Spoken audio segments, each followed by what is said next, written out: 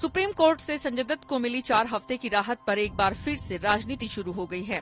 हालांकि कोर्ट ने संजय दत्त की दलीलें सुनने के बाद कहा कि उनकी 7 फिल्में अधूरी है, जिसमें लगभग 278 करोड़ की लागत का नुकसान होगा, लिहाजा मानवीय आधार पर 4 हफ्ते का वक्त दिया जा रहा है।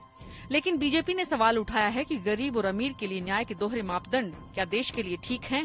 I feel that it is a bad precedent because if you are going to by the status, whether political, social or financial, of a convicted person, and then going to decide such issues, it has its very grave implications.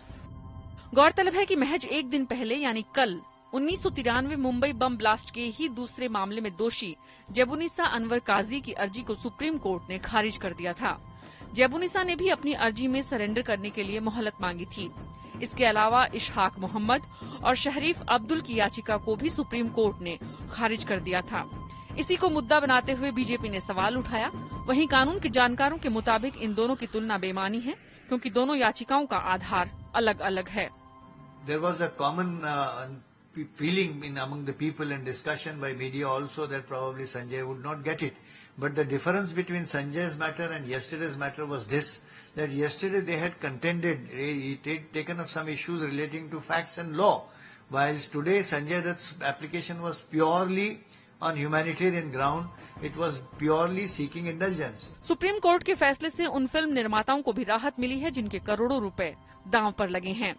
Like I said, he's very thankful. He is thankful, but he is under still the pressure के जो उनको 4-5 महीने जो काम करना था, वो अब उनको 1 महीने में कैसे कर सकता हूँ।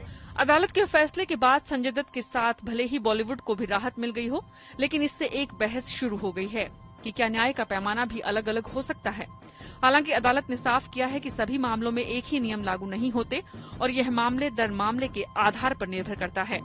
अब चुनौती संजय दत्त के सामने ये है कि वो 1 महीने के वक्त में अपने बचे हुए काम को कैसे पूरा करते हैं।